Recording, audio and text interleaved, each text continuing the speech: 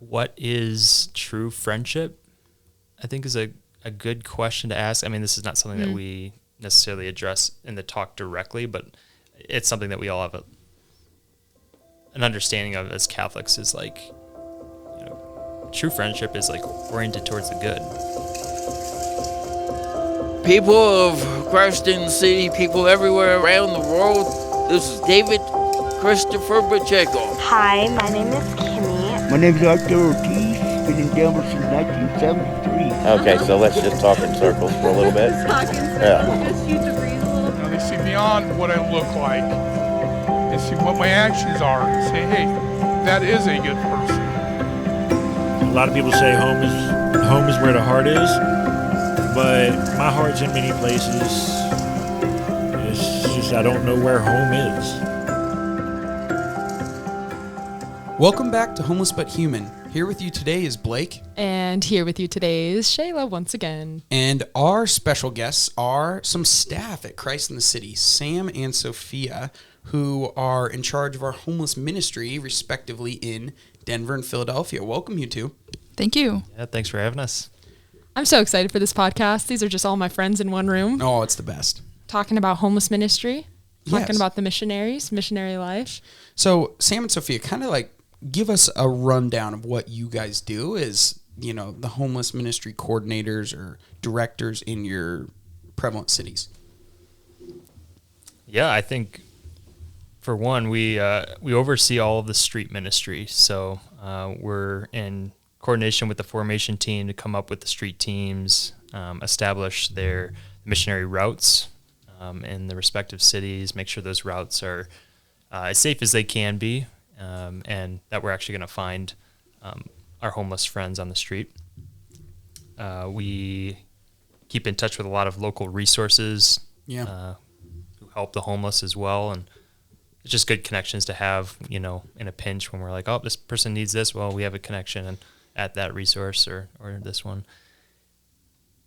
And then just like a lot of internal stuff, right? Yeah.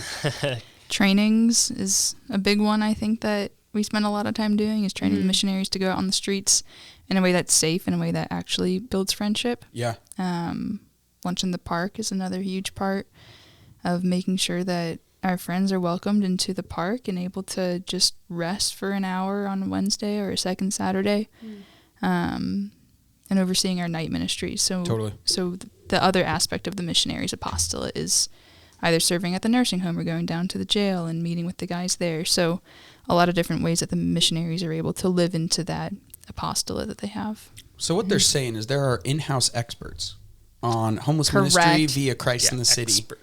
Yeah, right? It's Right. Any expert never actually feels like an expert, right? I mean, I'm glad you mentioned the night ministries too. That's the part I'm most excited about. Whenever someone asks me what I do, I just kind of freeze. Right? no, it's real. It's real. It's not like we don't do anything. It's the opposite. It's just so many things. It's hard to sort through it all. Well, the reason we have you two on today, I mean, we could talk about so many things. It's true. And Sam and Sophia kind of guide, like Sophia mentioned, the trainings, the preparedness of our missionaries on the streets. Mm-hmm. And there comes a point in ministry, there comes a point in relationship where things can kind of get mundane, right? Or we ask ourselves those questions of like, what next? Yeah, where's this going? Where's this going? Mm-hmm. And that is kind of the framework. We'll let them give a little better framework of what we want to talk about today with you, all of the listeners. That is really how to take these relationships with those we're encountering, whether they be on the streets, in nursing, it really doesn't matter. But how do we progress? Mm-hmm. Right? So Sam and Sophia, how do you guys like frame this conversation when you present it to our missionaries? Yeah. When we have this conversation, we're very honest with them. We're like, you're at a point in the year where you might be really tired, or maybe you still like ministry, but wherever you're at, you know that there needs to be maybe a pivot in your relationships with friends on the street. They've been going out for 5 or 6 months at this point, and they notice that they have their friendships, they enjoy their friendships, but there could be something more. Yeah. And so the natural question is like, okay, to what end are we going out to the streets? Like, what's the purpose of it? Mm-hmm. It's not just for the sake of friendship. It's for achieving this good and desiring this good for our friends on the street, the highest good.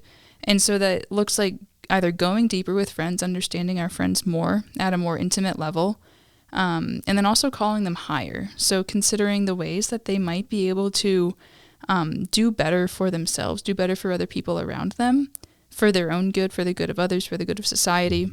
And we help the missionaries see ways to navigate that, because they're at this crossroads of like, I like the streets, but I'm tired. I don't know what my friends are doing, how to go further with these friends. And so this is sort of like the stepping stone for deeper, more authentic, more real relationships.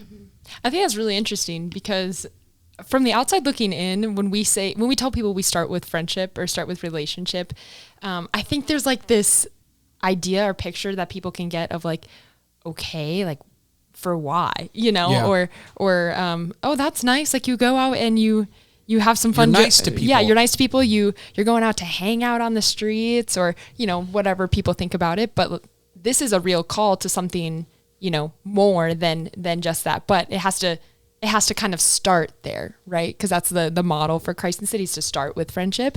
But you said it's not just the end of like going out and, being familiar with people, having like good banter with them, but like to actually form a relationship to do something else. Mm-hmm. Yeah, I think it's important for the missionaries to recognize that they are indeed missionaries. We're a little bit of a unique ministry where, we're not out there like proselytizing. We don't give like all these directives about like, these are the stages of discipleship. Like those are beautiful, awesome ministries, but it's not really, we come at it from a different angle. And I think at this point of the year, it's just a little bit of a reassurance, like you are meant to be missionaries. And in fact, we can point to a lot of like beautiful examples of missionaries who do this kind of like accompaniment, this kind of evangelization. That's maybe just a little bit different than what we typically think of. Yeah. Mm-hmm. Yeah. And friendship, being willing the good of others, right? Which Sophia actually just hinted at. Sam, you kind of hinted at that too. It's like, this isn't just about going to the streets and spreading good vibes, and I think it's like, yeah, we do. I think we actually do that. It sounds really hippie and fruity and trendy, but it's like our missionaries go to the streets and spread good vibes, but there's something deeper, because friendship isn't just feeling good, right? So it's this reality of what you two are going to share more with us about today of like, okay, what is friendship? It isn't stopping there, just being like, everyone happy? All right, cool. We're good. All right, we'll come back tomorrow when you're sad, and then we'll just make you happy again. It's like, no, that's not friendship. That's not relationship. That's not missionary work. So what do you guys say to the missionaries after that? Well, I like to remind them of some like really key saints and figures who have like modeled this well, and maybe two types of missionaries. So I'd like to point to one is St. Francis Xavier, considered like one of the best missionaries that ever existed after St. Paul. Converted like 30,000 people or something. Wow. It was amazing. Amazing by today's standards, even more amazing back then when they didn't have all the technology that we have. No kidding. But Francis Xavier, like his primary way of like communicating the gospel and evangelizing was through the sacraments and catechesis, baptism, first communion, celebrating mass, and traveling from town to town and doing that. And thousands were converted, which is really awesome. But that's not the only way to evangelize. So we can take another example, Pope John Paul II, where he just, especially in his like earlier years as like a priest and a cardinal and then eventually pope, but he would just like accompany young people and go camping with them or put on plays and just befriend them and walk with them and have deep conversations and just witness this joy that he had.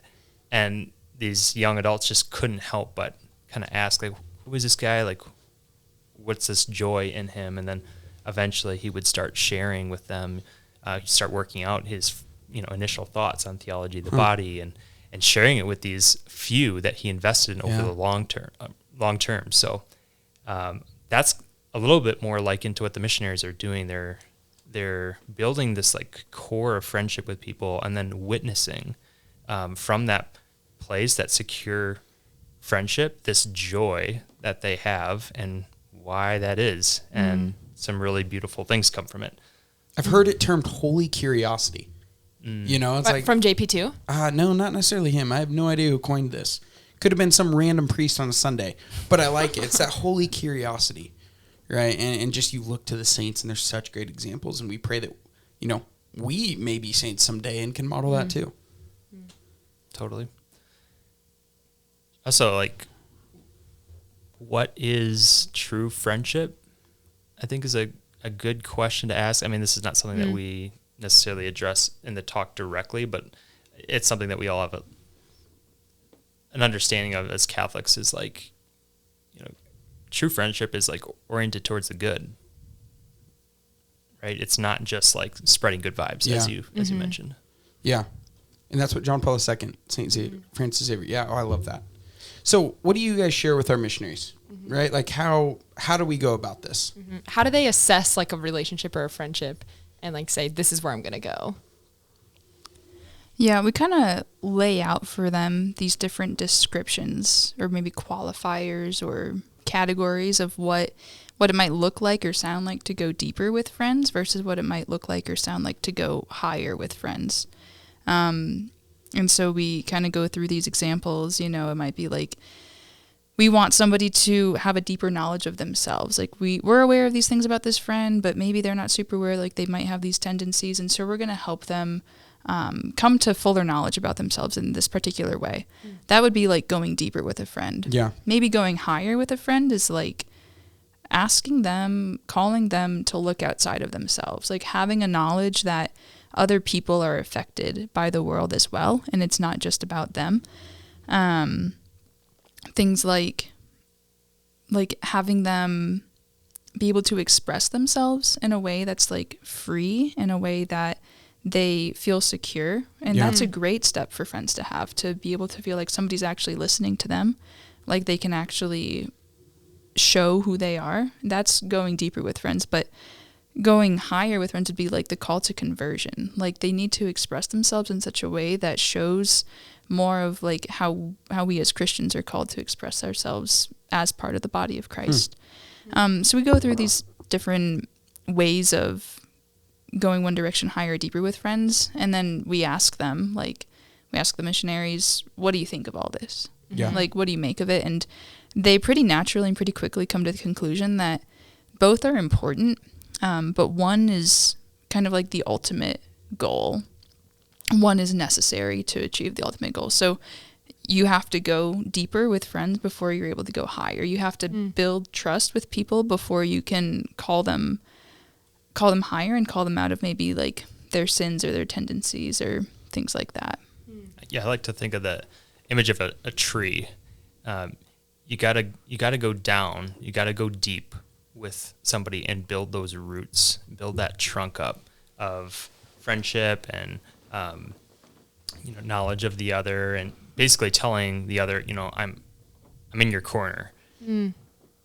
And there's like a maturing that happens there for the individuals and the relationship. And then once those like roots are established, then you're not just like looking at each other or like looking inward, but you're starting to look outward and you reach up higher. And that's where like the real fruit of the friendship develops. Yeah, I was just down in a seminary in Texas training some seminarians and doing street ministry. And I was talking to one of them at the lunch table, and he was like, yeah, whenever I see homeless people, I just like want to tell them to stop doing drugs and to tell them to get a job and all these other things. Like, what do you think of that? And I was like, I mean, I see what you're going for here. Yeah, like you know that there's an ultimate good. And if this is your only shot to tell this guy something that he might not know and something that's important, then it might make sense to you to go ahead and challenge this guy, right? Yeah. And I was like, are you actually making any change for him, though? Like, is he going to trust you? Is this going to be the first time that he hears these words? Probably not. Yeah. He's been told this a million times. But is anybody actually going out there and figuring out what his family life was like growing up, or figuring out what his favorite food is, or going with him to the grocery store, or going with him to get an ID. Probably not. And that's going to be a lot more telling for somebody on the streets of who's trustworthy and who's not than somebody who's like, this is the message you need to hear right now, and I'm leaving now. I love that. Like, between Sam's tree analogy of like deeper and then higher, and then that example, it's like that is the exact reason we must go deeper first, right? Like those two things are the you know, the visual and then the reality of like, if you were to go tell, if someone's to walk up to you and tell you something you were doing wrong and to fix it, our gut reaction is like, you don't know me. Like, you don't know why. Like, it's terrible. So, Yeah. I don't know. I think our listeners would love to hear this. Like, what are some of the ways you encourage the missionaries, and I'm sure everyone you've given this talk to go deeper in their relationships? Yeah, I'll just name one. So if you're gonna like go deeper with somebody, you're gonna like dive into the other. You're gonna learn about them, learn about their preferences. So we might say we're gonna learn about their personal perspectives and their experiences. Okay, so that's like one direction. The higher call would be not just expressing my opinions and my experiences, but conforming to what's real, conforming to the truth of things. And I want to lay, a light to the value of both. So, like, being able to like name what you desire in life is like a really good thing. Yeah. Like, these are some of the goals that I have in life. I prefer creamer with my coffee. I like the Broncos. I want to get a job at this place someday. This is where I ultimately want to live. Like, these are all things that I would hope like most of us would be able to name. Yeah. And if we don't, like if we're not able to name those things, like there's a real need to like look, like bunker down and kind of like look into the self and be like, who am I? What do I desire? What do I need? And I just think some people, especially on the street, just need a little help with that. They don't know what they want. Yeah, right. They're wandering. And so the missionaries are like trying to find ways for this genuine like self-expression to come out, and like hear the preferences and hear the and draw out some of these desires from their friends.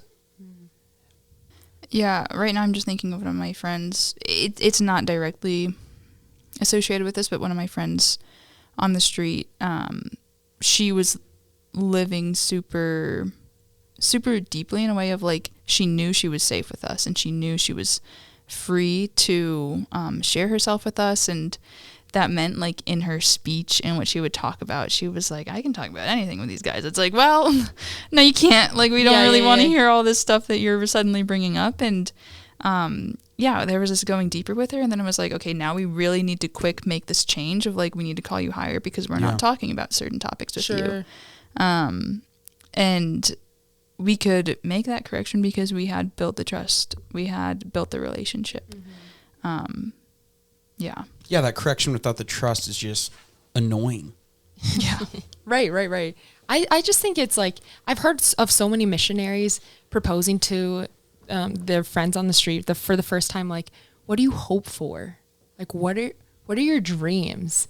And like, if someone is living in a state of homelessness or just in a really like dire circumstance, you kind of forget about those parts of life, like to dream, to be asked to like think about like, yeah, what do I desire? What are my dreams? And so just like the missionaries entering in the first place and just asking those questions for people can really open them up. And then like, exactly like you said, like we can, help people to open up and dream again. And then we can help direct it and like put some intentional effort to like help them realize what should I be desiring? I have desires, but is there a higher desire? Is there a higher good for me? And I imagine that's where it goes after, just the first step of like helping people realize that they have these desires, they have these hopes. Totally. Yeah. And you nailed one of the other ones that we had was like fulfillment of desires being a deeper call but then a higher call is like the pursuit of the highest good, or the call from God. Like, what's the highest good right now? Example of kind of going deeper is our accountant here, Rachel. She comes to lunch in the park pretty much every week, and she's made her own friends alongside the missionaries. And we have a friend named Alan, and Alan just sort of mentioned to her that he grew up fishing and would love to go fishing again, but just didn't really have the means to make that happen. And Rachel, just like having this ear for these deeper things, like kept that in her mind and would just take him fishing like 3 or 4 times a year. Cool. I mean, It's so cool. It was awesome. It was awesome. And he would come back, and you can't hardly get a smile from this guy most of the time, but he would have this big old smile and show us pictures and describe what happened. And like, that was an awesome way for Rachel to help Alan's like desire like come to life, and for him to kind of come alive as well. Which is so cool. It's very creative. Like that's the thing about love and with the missionaries is they're so creative. I love all the ways that they think to love our friends on the street. You know, who's gonna stop and take someone on the street fishing? Who does that? Who has time for that? You know? And I just think being in that disposition to hear. And like what Sam said earlier too, of like, it's not just fishing to make Alan happy. In a way, that is remarkable, and that is a beautiful part of friendship. But what does it lead to as well? It's not just like a stepping stone. That could be the end all be all, but at the same time, we know there's higher goods. Totally. I want to speak to the other side of it. So that was one example, but like another example is, right, so are we only going out there to like make our friends' dreams come true? Like, in part, that's why we're there, but to build the friendship, but ultimately, like, what's the higher call? What's the ultimate good?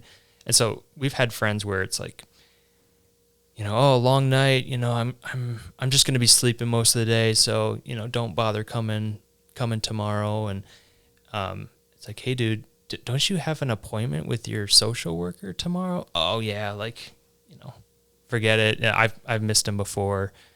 And you know, the call from the missionaries is, you know, what's the higher good right now? Yeah. So it's not just giving into whatever people want or desire in the moment, but he was like, no, dude, like, you need this. Like, I will get up with you at 7 a.m. and go stand outside the St. Francis Center and make your appointment with you. But come on, like, let's do this. And that's a great example, right, of calling higher. And that's what friendship is. Mm-hmm. But if they don't have that right, the deeper came first, right? And of course, Sam was implying that. It's just crazy. That's like the deeper came first. They had that trust foundation. Don't you have a story about, there was like you guys went cooking with one of your friends? Oh yeah. I mean, I was just thinking, like, all the weird accompaniments that we did with our friends. It's so interesting. We one of our friends, we took him out like past the bison thing, like on I-70, and just took him to go find large sticks because he would carve walking sticks. He had this little chisel set. So like, that's a weird one that we did. But we have a friend, and he's from Texas and loves barbecue, loves grilling, loves cooking, lives in a shelter. So he obviously doesn't really have the opportunity to do that. And so when we were missionaries, we were like, why don't we just get a grill out here? Like, that'd be awesome. I love cooking. I love everything having to do with food. And I was like, that'd be pretty fun. Like, bring out some charcoal. He can light it up. He knows how to do all that. And we just took all the like freezer burnt stuff from the chest freezer, thawed it the night before, and brought it out. We were like, Teddy, we're having a cookout, and you're the lead. Yeah, like, you're in charge. And we kind of made a habit of it, doing it like over holidays and special occasions, birthdays, like our end of year last street walk. And over time, he would just build up his like spice collection. And so like he would go to Walmart and get these spices. He like had certain grill gloves, and he would get like certain grill equipment. And so it became this thing of like, this is us showing Teddy how much we appreciate him and love him.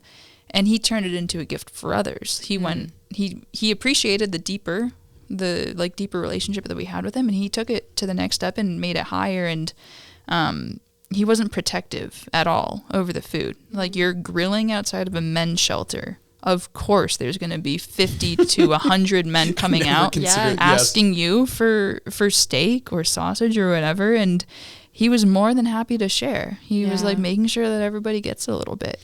Yeah, and taking it from the self to the other. Yeah. It was incredible to watch. And he just went all grill master on us and was talking shop. And whenever I was a missionary, I would like be on dinner cook team, and we have like pork shoulder or ribs or something, and I'm like trying to figure out what the best recipe is with him, and I'd go back and report to him and be like, this part didn't work out. And he's like, you need to do this differently. You didn't use mustard as a binder. What are you thinking? And I'm like, okay. That's amazing. Sorry. What are you thinking? Yeah.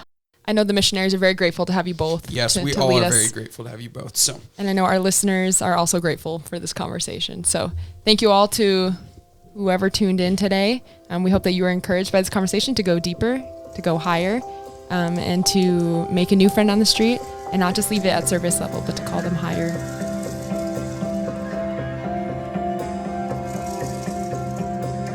Thank you for joining us on Homeless But Human today. In order to keep producing this content for you all, we invite you to consider joining our known and loved monthly giving community. This is one of the most impactful ways that you can join us on mission. Your monthly gift sends missionaries out to the streets day after day and helps us to continue recording and sharing our podcast. It's our vision that every city not only has soup kitchens and shelters, but communities who are committed to helping the homeless know that they have a home in us. And what is home but a small taste of Christ's infinite love? Visit christinthecity.org and make a monthly gift today to join our known and loved community. And if you enjoyed today's episode, do us a favor and go hit subscribe and leave a review. To get more involved with the mission, visit christinthecity.org.